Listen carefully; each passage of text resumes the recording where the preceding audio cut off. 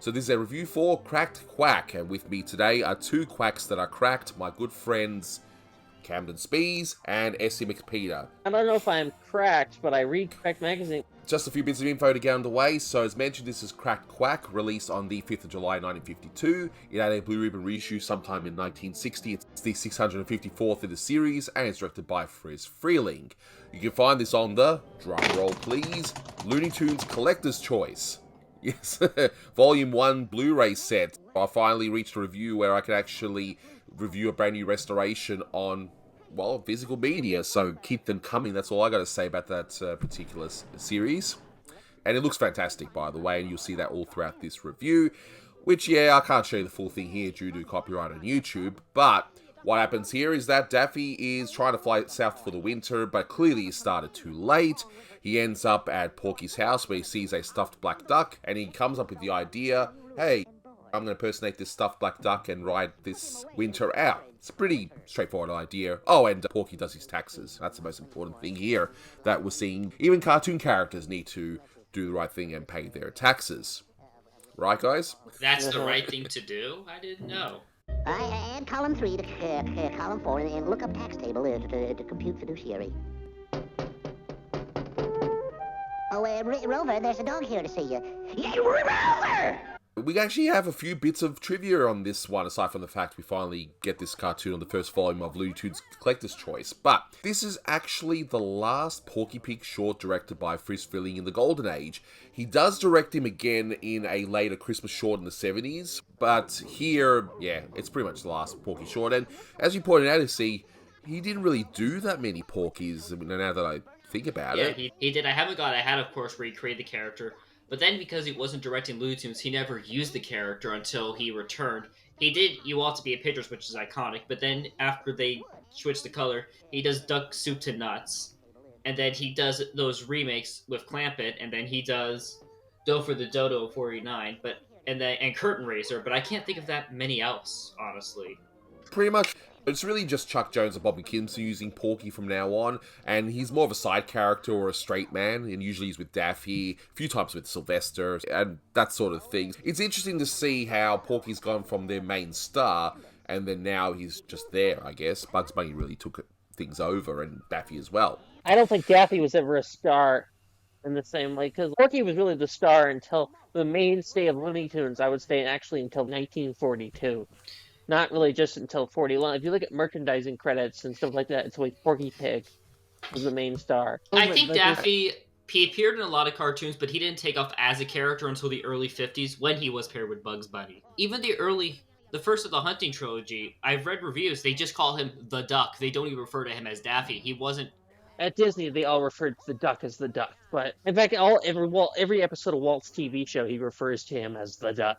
True, but I don't think anyone... Exactly. I think most people would have been familiar with Daffy through comics.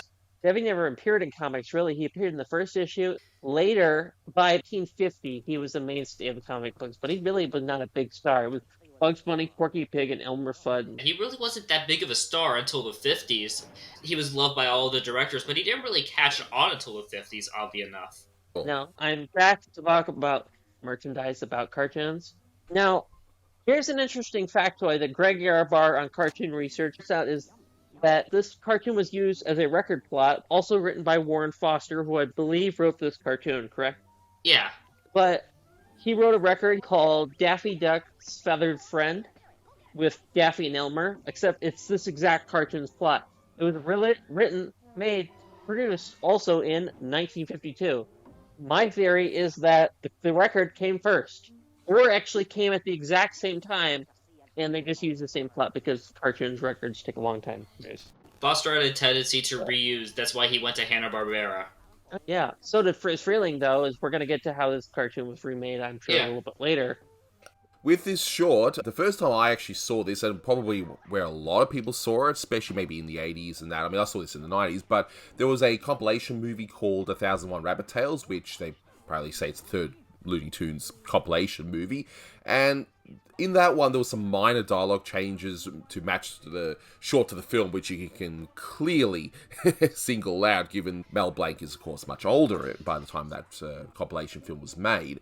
But because Essie, you were saying you saw this short as is on Cartoon Network. But Camden, you saw this as well Yeah. on Thousand Oh and One yeah. Rabbit Tales. I Is that saw. right? Yeah, I saw this first in Southern Rabbit Tales. The true story about me and compilation movies is I never knew that the boulder scene existed in Robin Hood Daffy because I had always seen it first on the Bugs Bunny Roadrunner movie. I never saw any Yeah. of the compilation movies as a kid. I always just watched the cartoons. But so many of them I didn't even know about, so I really got into them. I had no idea about certain characters and such because I was so unfamiliar outside of the sets that I had and such. See, my thing with these compilation movies, and I would love to do a proper discussion on them, but I think that while the pessimist might look at it and go, oh, they're just a cheap thing for them to do because they only had to animate the wraparounds and create a story and call it a day, and which is a lot cheaper than to make a full thing. But these films really did reintroduce a lot of the new generation to Looney Tunes. I love the one Greg Ford And- did, Daffy Duck's Quackbusters. The Quackbusters. And I love the parody he did too.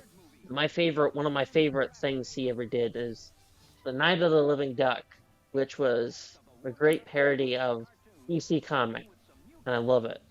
But with these compilation movies, they came out, I would say, at the right time. They introduced a whole new audience, and then later on, Cartoon Network came out. The original shorts came even more back into the public sphere. Yeah, of course, there was Sunday morning cartoons where they were shown as well. But one really weird little, I suppose it's like a visual gag, and I don't really get it. So this is where you guys come in to watching this video. Write in the comments if you have an idea of why they did this. But when we see the stuffed black duck, we see that the species name is Ilex opaca, but that is actually the species name for the American holly, which is some sort of a tree. And I'm thinking, there must be some sort of a hidden gag there, because why would they pick this specific Holly, name? I don't get it. I think it's named after Holly Pratt. That's what I think. Also, this is actually one of a few shorts where they seem to repeat this idea of Daffy going south for the winter, where in a lot of shorts he'd be like, nah, I'm not going, and then of course he ends up going on misadventure as a result. But here he actually is going south, but it clearly started too late. And this feels like a sequel of sorts to the one we did SC, Yeah. remember, not long ago, the McKibson short. Yeah, Thun. Yeah, I remember that. I was thinking of Daffy Southern Exposure for a moment because we did that one long ago. I found it always intriguing. Daffy's a duck, I know, but he's really like a human in a duck suit, like all cartoon characters really are. Mickey is a mouse, but Mickey's not a mouse. It's always intriguing to me when cartoon characters randomly start acting like their actual animal counterparts. So when Daffy randomly starts sprouting wings, it's always weird. Yeah. It's weird. Like, we were discussing a big example of this, Strum and I. You and I were discussing the other day, the Cat's Away. Yeah, where I think Walt was too busy trying to go cross-country between recording and stuff that he left pretty much the entire Disney team that was assembled at that time to make a cartoon without him, and they produced When the Cat's Away, where Mickey, Minnie, and a bunch of mice actually act like mice. Let's look at the short itself, because this one's a nice little gem, I think. It's got a great idea.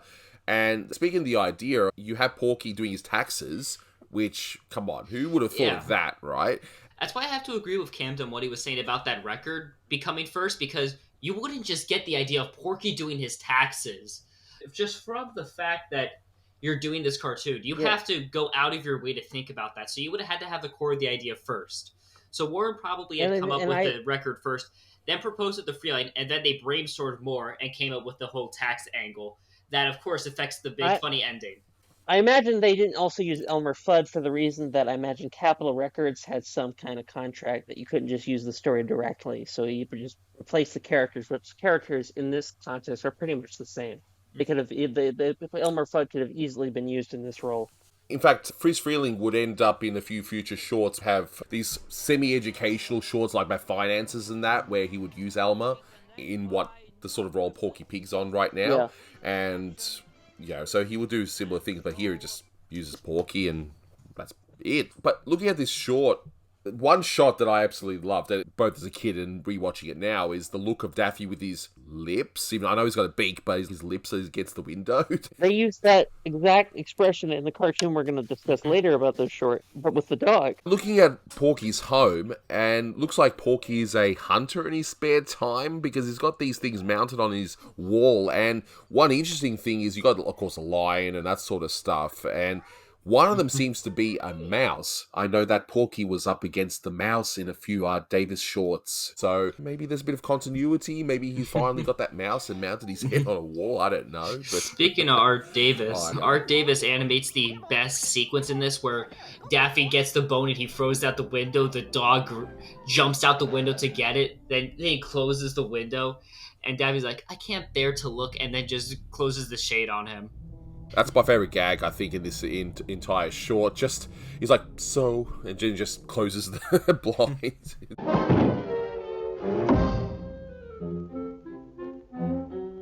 Oh, shucks. I can't stand to see a dumb animal suffer. So, Just so indifferent about it. I guess Porky's also too cheap to use an accountant. He's going to do his taxes himself, so I guess he spends all his money on his safaris and hunting or something, but anyway. Having a look at other bits of the short itself, I like that scene where the dog is watching Daffy to see if he'll move, and how many hours has he... Like, what, 4 hours or something? I will say that, I guess, for budgetary reasons, that one scene probably would have helped out a bunch, because it's just a bunch of still drawings where the dog's just staring at the Daffy, and then he's realizing, hey, I gotta do something about this dog. Must have meant something to Friz, because they used the plot literally verbatim in the Pink Panther cartoon Slink Pink. One of the very first shorts that they did at the Patty Freleng. The cartoon is literally basically verbatim this exact plot.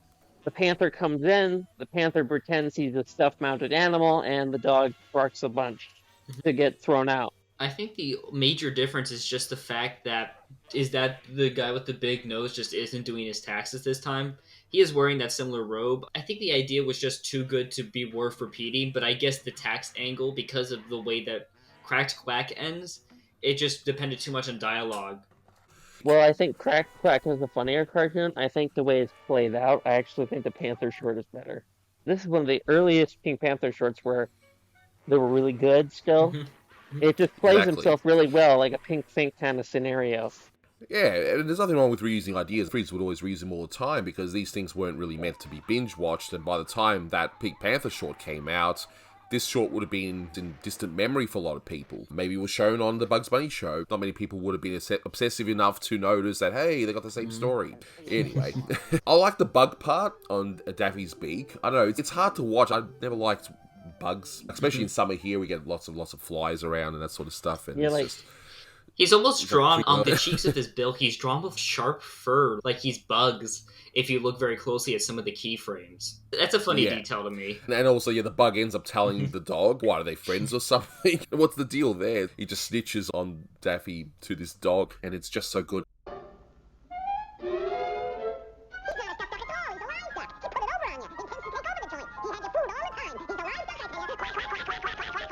Good, and of course, Porky's like, this dog is wood. What's the matter with you? Did you burn out a bearing or something? You silly dog. That's a stuffed duck. It's been stuffed for years. Here, do I have to prove it to you? Look, bright boy, stuffed with cotton, and his head is wood. See? Wood. Yeah, that's the thing they do pretty much verbatim in the Panther, where he just smacks Panther on the head constantly, and the minute the Panther goes, he's got this bumps on his head running around. Yeah. Porky's really aggressive in this one, I find, in certain bits where he does the whole wood thing, and then he says to the dog, Hey, you try that again and I'll put your tail in the pencil sharpener. So it makes you wonder if he's actually done that in the past, and the way Porky really stuffs Daffy, just puts all the stuffings in his belly. I don't even think Freleng was usually that violent. And now I'll have to stuff that duck all over again.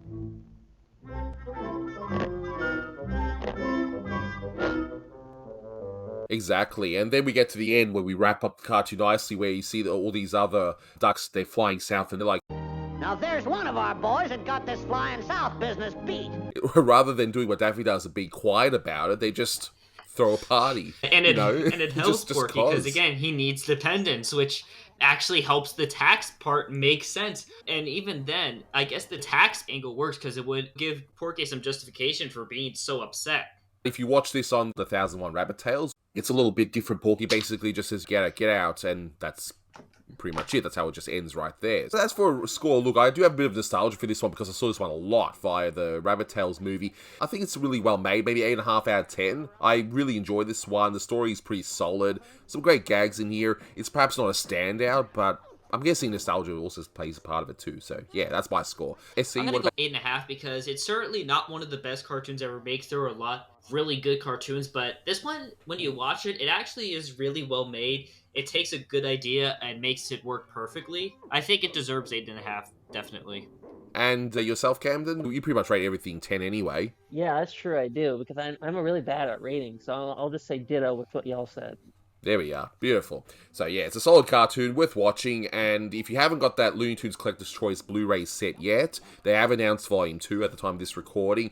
So if you haven't got Volume 1, definitely do yourself a favor and get it, because as I mentioned in my Collector's Choice review, they don't repeat anything from previous sets, so you're not buying duplicates. If you want to see more of this stuff in physical media, definitely do yourself a favor and buy it.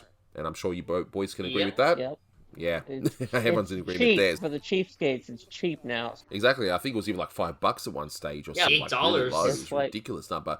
I think it's $8 right Yeah, now. come on. You get 20 wonderful cartoons in there, which they may not be classics in terms of what's opera doc or anything of that stature, but hey, Yeah. they're still great. They all sold cartoons. And to sweeten the deal, there are no buddy shorts in it either. There you go. There should be an extra reason for you guys to go and buy it.